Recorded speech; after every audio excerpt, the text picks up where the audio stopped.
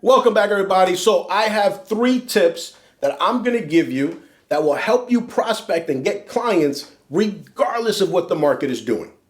Here we go.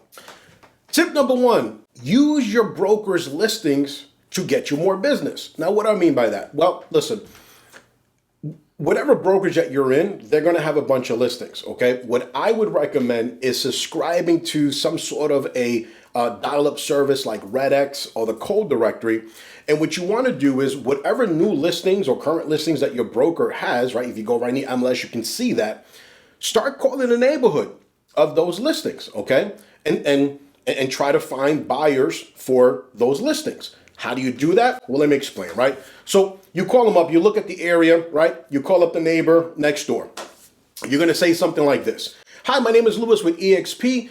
Did you happen to know that your neighbor at 123 Main Street just put their house on the market? And I'm calling today to see if you happen to know of anyone that would love to either move into the neighborhood or be interested in that particular property. That's it, right? Now that person's going to say yes or no. If they say yes, right? And again, this is a safe way to make cold calls where you don't feel like you're being pushy and that you're being like an aggressive salesperson. You're offering a service. You're letting them know, hey, neighbor put the house on the market. I'm just seeing if you know anyone that would love to move into the neighborhood and see how I can help, right? So now they say yes, I know someone. Beautiful. Well, great. Well, listen, sir, ma'am, right? As you know, the market is moving still very, very quickly. So if I could, I would love to reach out to them and explain to them, give them some details about the property and see how I can help them, see if I can get them into the property quickly, just take a look at it and see if we can get financing and if this will be a good fit for that particular person, right? Establishing a rapport. You're making a connection, okay? And then there you go. They say yes, they give you the information, you wrap up, thank you for your time, blah, blah, blah, and you're off, okay? Now, if they say no, you say, no problem. Well, no, thank you. Thank you so much. I appreciate it. Well, sir, ma'am, just so you know that, from this neighborhood, I often happen to have, market reports from time to time that kind of let you know what's going on with property value in this area. Would it be okay if I send you things in the future? And if they say yes, then beautiful. That's a person you put in your CRM. You're going to be sending them information.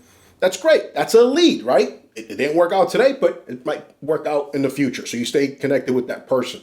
If they say no, then hey, thank you for the time, right? Now, any person that you have a conversation with, what you want to do is you want to immediately after that phone call, write down their name, write down a little bit what you talked about. Maybe they mentioned something about, the grandkids or whatever it is, right? Make a note of it. Because what you're going to do at the end is that you are going to write a handwritten note. You're going to mail it. You're going to put it in the mail, addressed to them, thanking them for taking the time to talk to you. That's it. So listen, it was a pleasure speaking with you. Whatever, there was some tidbit in that conversation, mention it.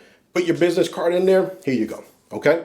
It's a way to start building your database as well, and you're establishing a rapport with that person. And then if you send out magnets and things like that, you put that person on your mailing list, okay? So that's number 1. Number 2, open houses. Oh my God, so easy. Do the open houses. Open houses, I tell you, I don't know why agents don't like doing them. Do the open houses. I mean, it's just an easy way to get people. I mean, think about it. You spend very little money.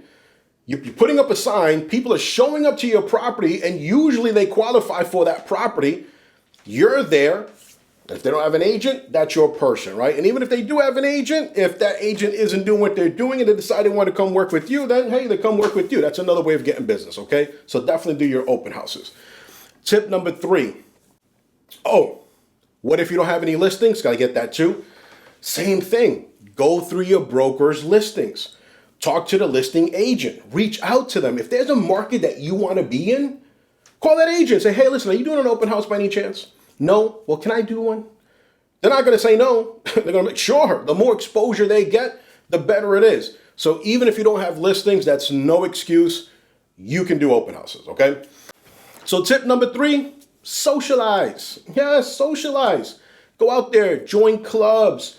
Go to meetings, if there's anything that's going on either with the board or something, local in your town, community, programs, go, say hi, talk to people, right? Let people know what you are doing, who you are.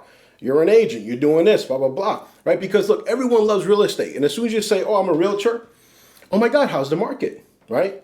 And you guys should know that no matter what, the market is always great because it's great for somebody, right? So the market is great. They're going to want to talk to you, right? And what you have to remember is that when folks are talking to you, remember their name, get some contact information, and always offer your services. Always offer, listen, I would love to send you some things of value in the future. Would it be okay, right? You can, something as simple as a market report. I typically do periodic, market reports for your area. Would it be okay to send it to you? Can I have your email, right? Or what's your home address and I can mail it to you.